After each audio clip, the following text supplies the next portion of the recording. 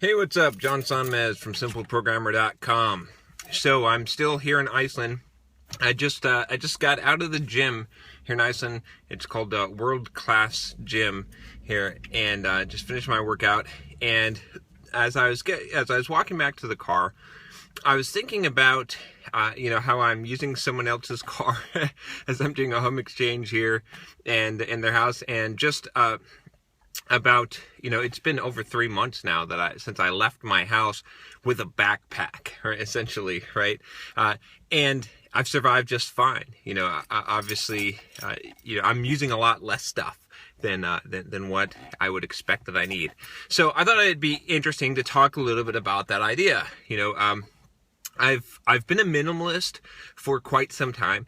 Now, it's difficult to be a minimalist when you have a 4-year-old, when you have a young kid. So, aside from her and her stuff, because she's always getting stuff, right? I've tried to be a minimalist, and before we had my daughter, I was definitely like paring down my stuff to almost to as small as I could.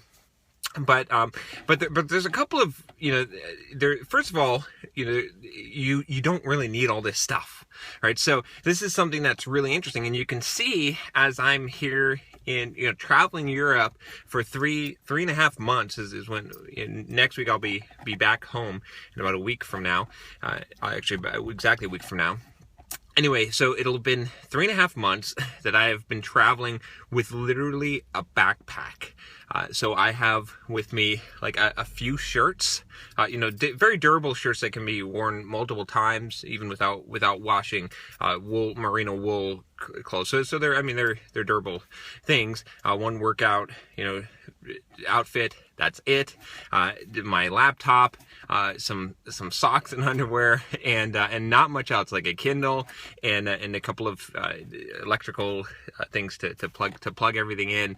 Very, very minimal amount of stuff, and I'm able to survive with that. It's not really not that difficult. So what it really makes me realize is that you don't need that much stuff, right? My quality of life has not reduced so much. I mean, I'll be happy when I get back home and get to my own office and have some of the stuff that I have there.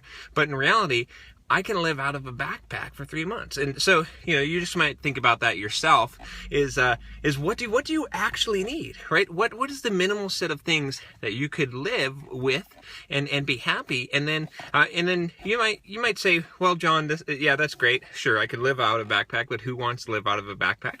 And I agree with you. It's not exactly fun living out of a backpack. But here's the thing.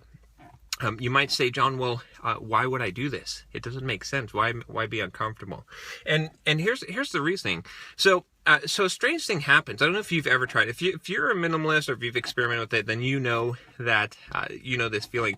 But basically, all this stuff that you have, it creates a mental burden on yourself. So basically, what I'm saying here is that the more stuff that you have, right, the stuff that's sitting in your closet that you got for Christmas that you someday would like to utilize, or that DVD collection that you have and those movies that, you should watch that movie again, or whatever it is, all this junk that you have, right? This clothes in your closet that, I haven't worn that in a while, maybe I should wear that, right? All of that stuff, it creates this mental burden on your head, and you carry this around with you, right? So it's really interesting. Like, if you go into your house and you start getting rid of stuff that you don't need, all of a sudden this mental burden, so you'll feel it then, right?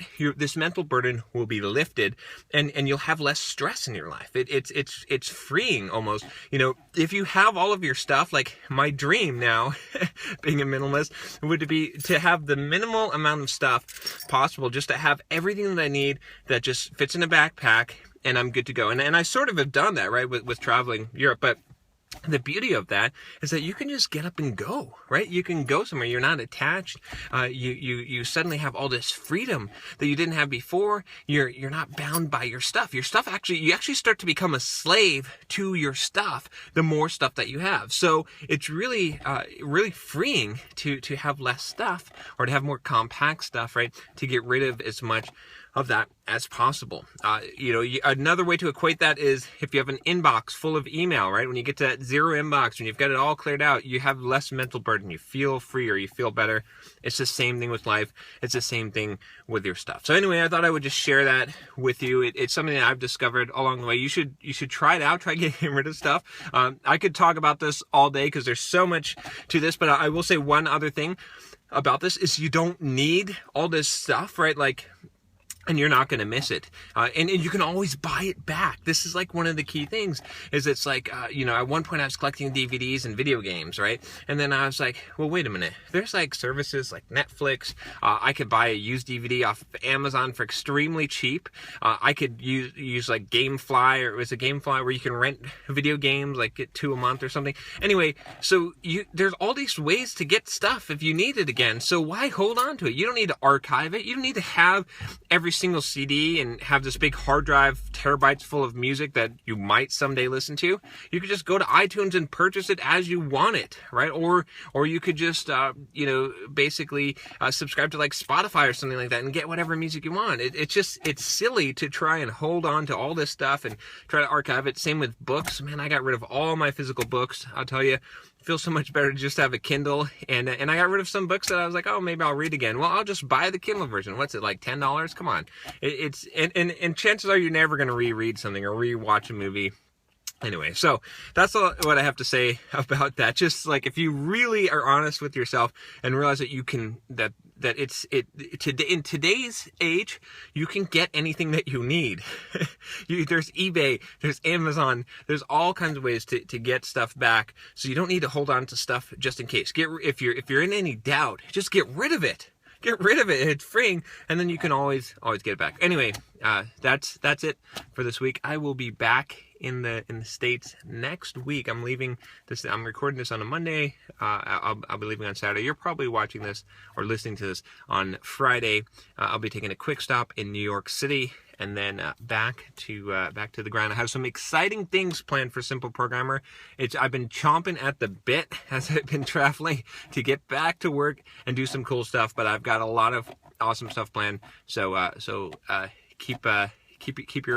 keep your eyes and ears peeled for that, and don't forget to subscribe to, if you're listening watching on YouTube, subscribe to YouTube channel. I've got a bunch of back videos you can check out, and if you're listening to the podcast, definitely click that subscribe in iTunes, and you'll get more from me every week. All right, take care. See you next time.